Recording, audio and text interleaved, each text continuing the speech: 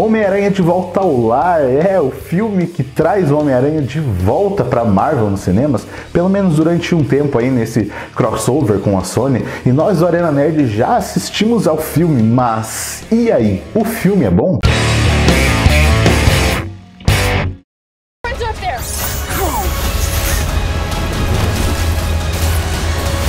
guy is still out there. I've just got to do this on my own.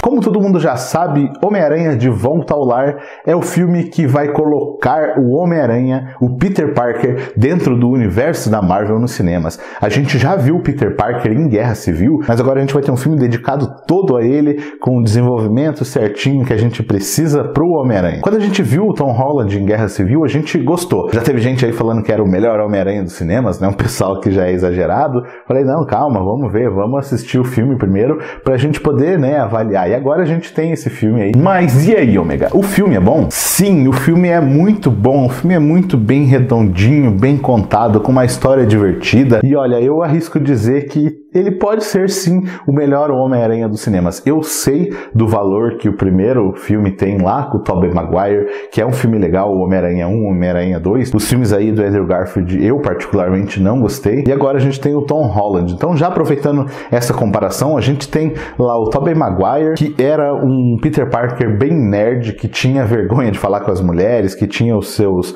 problemas, era perdedor, era pobre, um cara ferrado mesmo. E quando ele era o Homem-Aranha, ele, né, se soltava um pouco mais, brincava um pouco mais, mas ele funcionou no filme mais como Peter Parker do que como Homem-Aranha. Ele é legal, né, o Homem-Aranha, mas o Peter Parker era o ponto forte do filme. Já com o Andrew Garfield, o filme é bem ruim, mas tinham algumas coisas legais.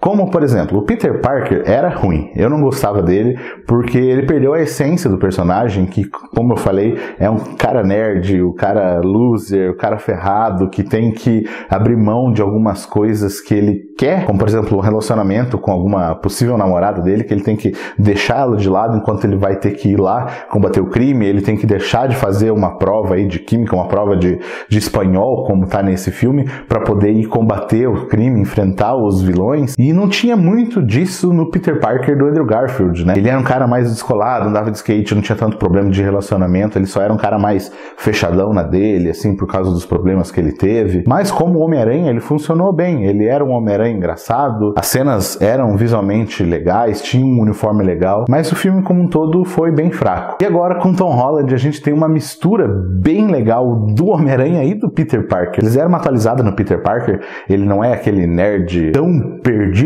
tão tímido, tão travado quanto era o Tobey Maguire, só que ele ainda é um cara que não consegue ir lá conversar com a menina, ele é zoado pelo Flash Thompson, ele tem que fazer essas escolhas, como eu falei, né, entre fazer a prova e combater o crime, ele tem os problemas de adolescente, ele até chega uma hora lá e fala, não, eu já sou maior do que a escola, né, eu como Homem-Aranha já sou maior, então eu vou fazer o que eu quiser. Ele vira as costas, encontra o diretor, e o diretor manda ele pra detenção, e ele tem que ficar na detenção em vez de combater o crime. E como Homem-Aranha, ele também funcionou bem, porque eu acho que é o Homem-Aranha mais próximo do Peter Parker que a gente tem desses três. Como eu falei, todos eles eram bem diferentes, né, de personalidade quando eles eram Peter Parker e Homem-Aranha, e nesse filme eles são bem mais próximos, porque o Peter Parker, como eu falei, não é tão tímido, ele tem os seus problemas, mas ele é um pouco mais descontraído, e quando ele tá como Homem-Aranha, ele se solta um pouco mais. Só que o humor dele não é humor de ficar fazendo piada como era do Andrew Garfield. É um humor que a gente ri da inexperiência dele, porque ele só tem 15 anos, então,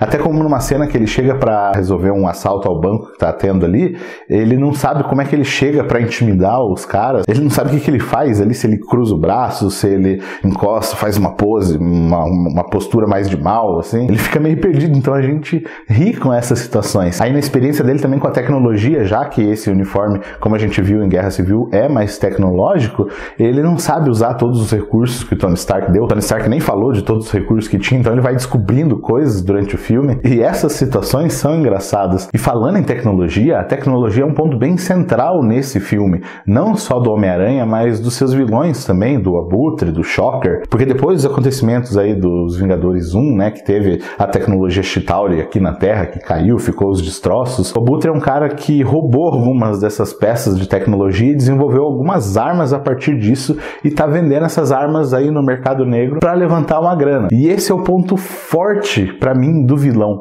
porque ele é um vilão simples, que ele tem basicamente isso como objetivo. Ele não tem um Homem-Aranha como um inimigo, que ele quer matar o Homem-Aranha, ele não tem uma vontade de dominar o mundo, o famoso raio azul que a gente chama aí de no final ser alguma coisa que vai destruir o universo, uma grandiosidade que não combina muito com alguns personagens. O Abutre é um cara que estava só ali vendendo as coisas dele, fazendo os negócios dele, e o Peter Parker descobre esse tráfico de armas aí tecnológicas e vai lá para tentar evitar que isso aconteça. Essa é a grande ameaça do filme, e isso é legal, porque a gente tem uma história do Peter Parker tendo seus problemas na escola, inclusive essa parte da escola ficou bem legal, bem desenvolvida, ficou até com uma cara de filme de sessão da tarde, sabe, aqueles filmes do John Hughes, tem até uma homenagem pro Curtindo a Vida Doidado nesse filme, que é bem legal. Então, como eu falei, a gente tem esse desenvolvimento do Peter Parker bem legal, a gente tem um Homem-Aranha tentando fazer coisas para impressionar o Tony Stark, para ele poder se tornar um Vingador, só que enquanto isso ele faz mas um monte de cagada, porque ele não sabe como ser Homem-Aranha ainda, e a gente tem um vilão que tem uma proposta simples também. Então a gente tem 3 coisas no filme que são simples, que faz o filme ser simples. O filme é leve, não tem violência, não tem grandes cenas de ação. Aí ele até foge um pouco dessa fórmula da Marvel que a gente vê. Ele tem a jornada do herói mais tradicional, mas ele foge um pouco dessa cena de ação grandiosa, cena de ação grandiosa, e criamos uma história para interligar, né, essas cenas, que é o que a gente costuma ver nos filmes da Marvel. Homem-Aranha de Volta ao Lar é um filme que ele tem uma proposta bem definida, que é introduzir esse novo Homem-Aranha nos cinemas, que vai aí durar muitos filmes aí pela frente ainda, e que não tem a pretensão de ser o maior filme da Marvel, o maior filme de super-herói. Ele não quer ser isso, ele quer ser só um filme divertido, um filme legal, um bom filme do Homem-Aranha e do Peter Parker. E sim, ele é um filme do Peter Parker, não é um filme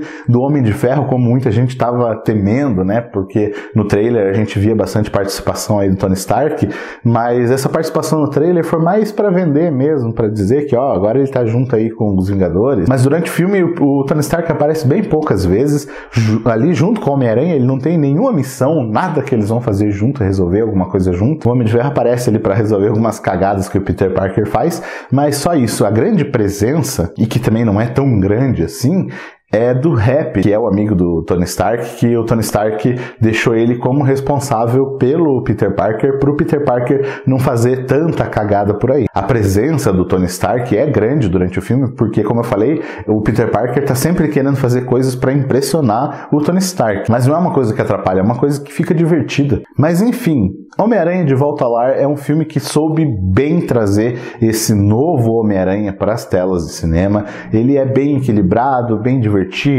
tem as piadas na dose certa, como eu falei, não são piadas forçadas, são situações engraçadas, e isso que eu acho mais legal no filme. E a simplicidade do filme, a simplicidade do vilão, o vilão é legal, ele funciona bem, principalmente por causa da tecnologia, né, Chitauri, que ele usa, que ele desenvolve, fica bem legal dentro do universo da Marvel ali nos cinemas. Essas atualizações que eles deram em alguns personagens pode ser que incomode você aí em alguma coisa, mas eu achei que funcionou bem legal. Vá lá nos cinemas, assista. Se você já assistiu, diz aí nos comentários o que você achou do filme, se você concorda ou não concorda com tudo isso que eu falei. Se você não assistiu, vai lá, assista, depois volte aqui e comente. Se inscreva no canal, é só clicar no logo que está aparecendo aqui no canto do vídeo. Acompanhe a gente nas redes sociais, os links estão aí na descrição. Eu fico por aqui e volto a qualquer momento com mais um Arena Filmes. Valeu!